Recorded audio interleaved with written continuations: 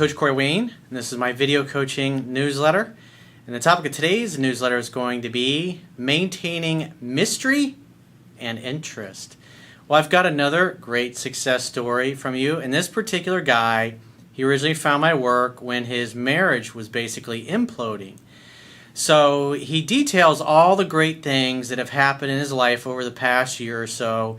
And he also talks about the new woman that he's in a relationship with and how he was also able to negotiate an amicable divorce settlement with his wife and arrange some favorable custody arrangements with their kids. So everything is working great.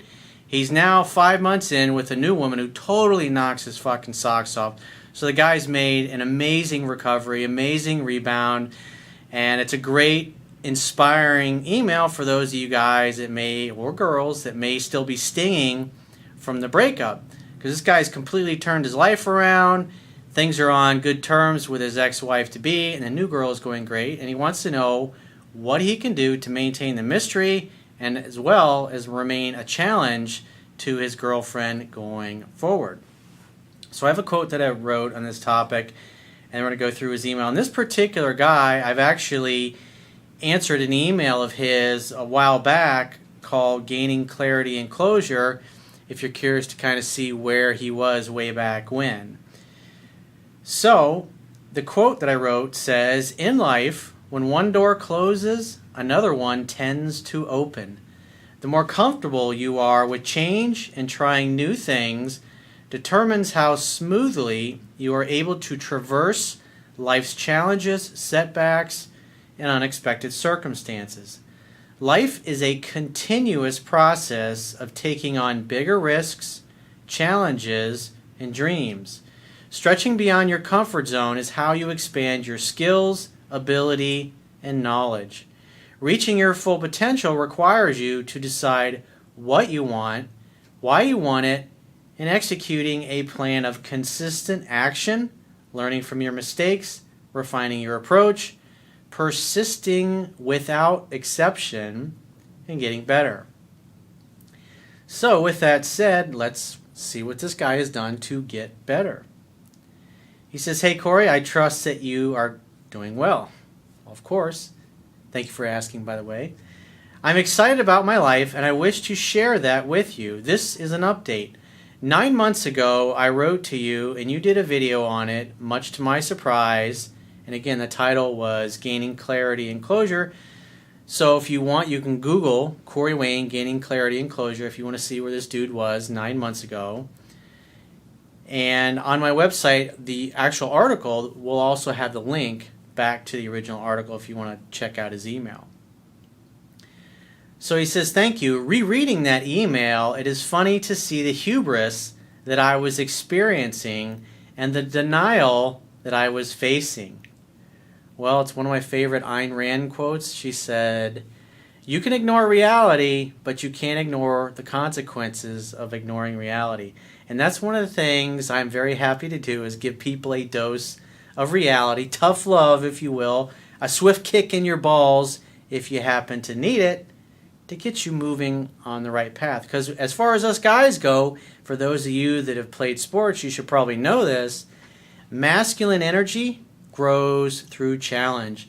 And so when I'm talking to a guy and I'm calling him out like a good friend would do, I mean, think about it. Your best, your closest friends, your most trusted advisors, they should be the kind of people that will tell you like it is. Not to be a dick about it, but to just say, "Hey, dude, I love you, but you're kind of being a pussy.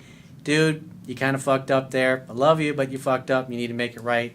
Those are the kind of friends that you want. And that's what I try to do when I'm doing my videos, especially if I have to kick somebody in the nuts and challenge him. I'm challenging his manhood so he steps up. And if you notice, like when I do videos with women, I tend to be a little more focused on the praise side of things. Why? Because feminine energy grows through praise. And when I'm praising certain things, I want that to grow within the woman that I'm coaching. When it's a guy, guys need to be kicked in the balls so they experience pain, so they realize, uh-oh, this is not the appropriate behavior, and here's all this pleasure over here if I move towards that.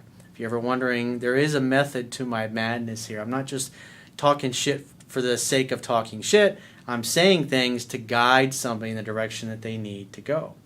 And if you've been following me long enough, you should have heard enough good success stories by now that this stuff works. Which obviously you're going to see once again here once I get further into this dude's email. He says, none of it was a reality. I could not hold my shit together. She moved out a month later, and the great news is it was the best thing that could have ever happened to me. Immediately after she moved out, that's what's beautiful. Like when you go through really shitty times in life, you're always able to look back and say, you know what? It was the best fucking thing that ever happened to me. I had dates lined up, and I dated multiple women for a while, and I continued to apply what you teach. I looked up Doc Love as well, per your recommendation in your book, and I realized that I do not prefer dating multiple women. Well, the reality is most guys don't, and guys that have never gotten to experience that's really helpful to understand that you really do have choices so you don't get so fixated on one person. And so guys that have never really had choices or dated around, maybe they got married when they were really young, I think it's great and it's necessary to date around and to sample all the different flavors, kind of like Baskin & Robbins ice cream, so you can figure out what you want. My goal as a coach is to give you the tools, the skills, and the ability to meet and attract the kind of women you want. Now, as far as staying in those relationships, I can't teach you how to stay in love forever or make you want to stay in love forever, but I can teach you the skills you need to maintain that relationship. And it's up to you to decide how long you want to stay in it or not. The new and exciting takes away from the other women, so I kept it to 2 women. Even then, the new one won out. Serendipity has been very fortunate to me, but then again, I've been working my ass off and doing my best to stay in an intuitive state. I realize now that a majority of the sting from losing the wife was withdrawal from codependence. If you haven't read this book, it is amazing. It's called Conscious Loving, The Journey to Co-Commitment. No, I have not read that book or heard of it. But like I've said in the past, some of you, anybody that watches my videos, when I mention things like codependency and stuff like that, I'm not a psychologist or a therapist. I happen to coach a lot of them. You definitely should Google codependency just to know what it is. And because once you understand what something is, you can spot those kinds of patterns or behavior if you happen to come from a background where you're susceptible to those things.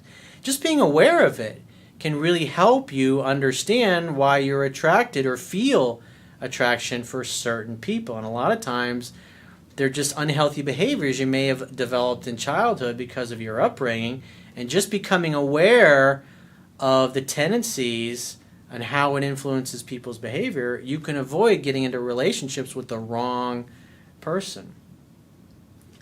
Knowledge is, as they say, is potential power, because it only becomes power once you apply the knowledge.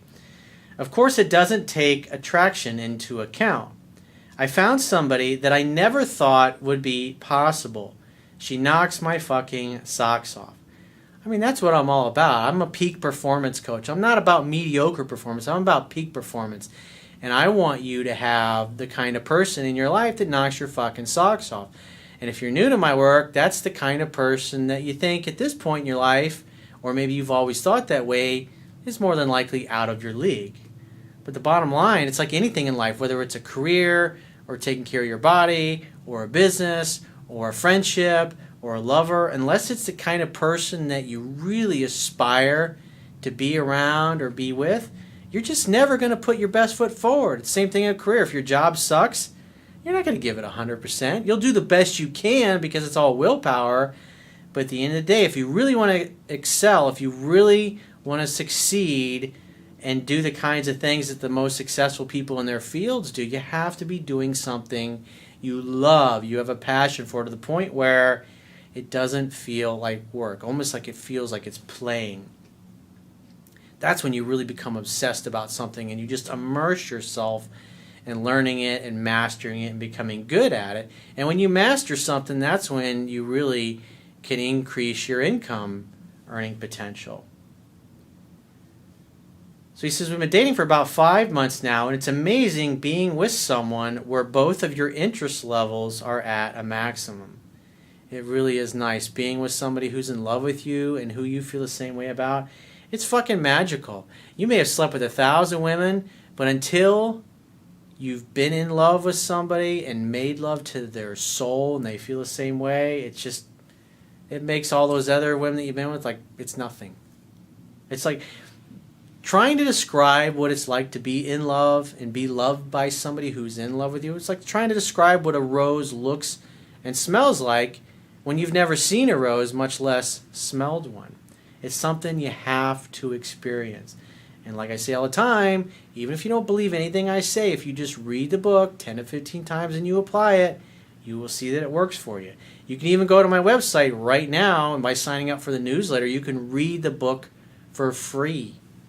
And then once you see that it has value, then go and buy the iTunes or the Amazon Kindle version, or soon enough, the audiobook version when it comes out. Soon. It'll be out soon. Or get yourself a paperback version. We have almost all of the same interest, and she is very giving, flexible, and feminine, and knows what it means to be in her feminine, and she's absolutely gorgeous. That's awesome, dude. Because remember, sex is going to be a small part of any relationship, and so when you're not having sex, you want to be around somebody that you actually love hanging out with. You love listening to the sound of her voice. She could talk about a dirty pair of sneakers and make it sound interesting and fascinating where you'd want to listen to her. Now, I was reading about it was a very prominent therapist. I can't remember her name, but that was one of the things that she talked about. Again, long-term relationships, that the ones that succeed and stand the test of time, both people, one of the characteristics that she sees across the board is they remain curious about one another. They remain interested in one another. Very important. If the person you're with is not all that interesting or fascinating to you, it's going to be really hard to have a great relationship long term. She also loves the psychology of relationships and is very supportive of my purpose. That's really awesome. If a woman doesn't support what you do for a living, for your career, or for your business, you are with the wrong fucking woman. You need a woman that is going to be your biggest cheerleader. She's proud of you. She tells everybody about what you do. She's excited for you, and she helps you. And again, those are characteristics that long-term relationships, when they do studies, it's like that's one key ingredient that is always there. You admire each other. You support one another. You build each other up. You remain curious about one another. That's why just an average person, long term, it sucks to be with somebody like that. You're never going to put your best foot forward with somebody that you perceive as being mediocre. But somebody that you admire, that you respect, somebody that just makes you want to be a better human being, that's the kind of person you want to be with. It's the same thing with your friendships. When she tells me about her past and how she never got married, it's because nobody seems to do what you teach, i.e. 3% Man, title of my book. In any industry, just like I talk about in the book, only the top 3% are making all the money. They have all the best toys, the nicest houses, the private jets, the most beautiful people in the world that they date or that they're friends with. They do the most exciting, expensive type vacations. Only about 3% of humanity gets to experience that. Men just get slaughtered out there. It's amazing how when her attraction level is a 9+, and it consistently stays there, she will just confess of her own volition anything and everything that shows how much better or different you are, and confessing anything in her life that could potentially be harmful to the relationship. It's really a magical place to be. You never have to say a word. You just listen and you be strong, and you're following the principles from your book, and all the doors stay wide open. And what's also cool, especially when you're with somebody that really values communication and places a big emphasis on learning about relationships, like this woman appears to be, even if you guys decide to go, say the relationship runs its course, or you just get to a point in your life and you're just kind of going in different directions, women like this, you're able to have really amazing, effortless friendships with, even the rest of your life. Say you live in different parts of the world. I got women I dated 10, 15 years ago, and we still talk and stay in touch a couple times a year, and it's wonderful. What a gift it is that when you have a really awesome friendship with somebody, that even if you decide to end your relationship, you can end it with love instead of becoming enemies and hating each other and never speaking again. Most people don't know what it's like to experience that because they're so used to drama and not getting along. I've been working out, and I'm phasing out my current work and moving towards my purpose, which has always been to help people as you are helping them. There is so much need for it, and yet I still have a lot to learn. Through my past weakness was always the initial attraction level. Once I get past that, it has always been easy. In order to increase this, along with working out, I now have a beard. It's insane how women pick up on your emotional state and being true to your masculine essence. Hell, I even had an attractive woman in her early 20s, and I'm 35, hit on me in a store. I wasn't even paying attention, and she started apologizing to my girlfriend. "Oh, I'm so sorry, I didn't know that he was with you." The looks I get sometimes, I swear it's the beard, haha. It's partly because you're with a hot woman that knocks your socks off. You're happy, you're in love, you're not missing anything, you don't feel like you're lacking anything, and therefore you're in a peaceful and relaxed state all the time. And that's something most people don't experience it. That's why when you and your girl walk into a room, everybody automatically is drawn to that energy.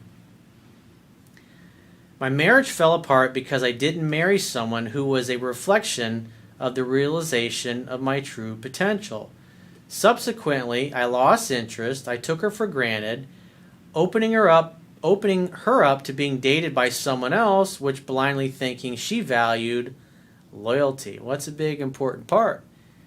If you get into a relationship with somebody that doesn't value loyalty and things aren't going well, they'll just cheat on you. Somebody that values loyalty, communication, commitment will try to work it out and talk things out. And if that doesn't work, they'll leave the relationship and end the relationship and take time to heal before they start dating somebody else. But unfortunately, you found out your wife was like, fuck it, he's not making me happy, so I'm just going to go screw somebody else. Using your material and others, I have been able to negotiate a very amicable, fair divorce, and I'm not in a hostile situation with the ex-wife, and custody is going to be 50-50 of our 2-year-old son. That's awesome. Good for you, dude. And if you're in that situation, you got to think about the divorce, because when you get attorneys involved, you got to keep in mind their whole perspective is to keep the conflict and the drama going so they can continue to bill hourly. So it's really not in their interest to settle things. That's why it's important, if you're able to discuss things with your wife, find out what is her outcome. What does she want? What's her goal with the kids? What's her goal financially? What's her goal with separating, any marital assets like property? Figuring out what both of your outcomes are and then achieving them. If you focus on it from that perspective, then you can help override the desire of both of your attorneys wanting to just keep the shit going and run up their fucking bills. That's what I was able to do with my ex-wife. He says, I've reached level 2C in NSA, network spinal analysis. And for those of you who want to know what the hell NSA or network chiropractic is that I talk about from time to time, if you Google Corey Wayne, how to become more confident and sure of your actions, that will come up and you can take a look at it. It's one of the most life-changing things I've ever done. Plus, it helps put your physiology into a peaceful and a relaxed state, which makes you more attractive, and you just naturally, innately will make healthier food choices. You'll tend to work out more. You'll tend to sleep more in more balanced ways. Anybody that's in your life that's kind of toxic, you just won't resonate with them anymore. You'll just kind of gently move them right out of your life and your inner circle. And I practice heavy meditation several times a week. I've also cleaned up my diet, sold the house, and moved to a great location. I'm happier now than I've ever been in my life, and I will continue to push forward and keep up the studying. I do have a question, but no response is necessary. Peppering challenge into the relationship seems difficult to gauge at times, though it is an essential part of attraction. So what that tells me is that you're focused on challenge or being mysterious as more of like a technique or something that you have to do. and you're missing the point. What does that tell me? You probably haven't read the book a full 10 to 15 times, even though everything is going really well. Repetition's the mother of skill. So remember, women want your attention all the fucking time when they're in love. And so when you're focused on your purpose and your mission in life, she's going to be trying to get your attention all the time. And as long as you continue to date and court her properly, you will keep her chasing and pursuing you. Like I said, when women are head over heels in love with you, they're going to be calling you and texting you 2 to 3 times a day, wanting to know what you're doing, what you're up to, where you're at, when she's going to see you next, when she's going to see your baby, when she's going to see the man that she loves. You know, as long as you date and you court her properly and you open her up. Because remember, when a woman's happy, when she feels heard and understood through communication, like watching the video How to Communicate with Women Effectively that I've done, when a woman feels heard and understood, the legs open. And when she doesn't, the legs close. And if she's always pursuing you and she's always calling and texting, because at this point in your relationship, she should be doing 100% of the calling, texting, and pursuing. So being a mystery and being a challenge at this part in the relationship, it's more subtle than it was in the beginning. In the beginning, when you first started dating her, you were having to court her. Usually for the first 2 to 3 weeks, you have to do 100% of the calling, texting, and pursuing. And then once you start hooking up, because again, most women will sleep with guys on average after the second or third date, or during the second or third date. And once a woman starts reaching out to you, as her attraction level starts to grow and you allow that to happen, at that point, your pursuit is over. And then you just wait to hear from her. And then when you do, you assume she wants to see you, and then you make the next date. It's like what I talk about. It's a scientific fact that women are more attracted to men whose feelings are unclear. It's not about dicking around or playing games with her. It's just allowing her to pursue you. Because when you follow the progression that's in the book, it facilitates that in every way, from physical contact to phone calls to text to messaging apps, all those things. And as her attraction level grows, the frequency of her reaching out increases as well, to the point where it's 2 to 3 times a day, and she's messaging you 2 to 3 times a day, and at night she's over at your house or you're over at her house, and you're just together 24/7. When a woman truly is head over heels in love with you, she's going to be all over your fucking ass. You're not going to be able to get away from her. And as long as you date her properly and you court her properly and you communicate with her and you open her up, she's always going to be chasing you. And she's always chasing you. She's not blowing you off. She's not dumping you. She's not ghosting you. She ain't getting rid of you. So it's pretty simple. It's nothing that you really have to do. It's just allowing her to pursue you, facilitating her pursuing you and reaching out to you. Then 100% of the calling, texting, and pursuing is done by you. When you're together in person on a date, she always has her hands on you. And even if she wanders her way for a little bit to go look at something, if you're shopping together, you're walking in the mall, or maybe you're looking at art, you're at an art show or something, she'll come right back and grab your hand once again because she feels so close. She wants to touch you. She wants to pinch you. She wants to squeeze you. She wants to kiss you. She wants, when you're driving in a car, she takes your hand and she puts it between her legs, and she leans over towards you in the car so she can be. You'll notice it. It's like everything about her. It's like, you ever seen a plant in the sunlight? It just kind of moves towards wherever the sun is. It's like women are the same way. When they're head over heels in love, they just kind of whoop. They just kind of migrate over to your direction. When you go to sleep at night, there's some part of their body has to be in contact. Either the feet are in contact with yours, or legs are in contact with yours.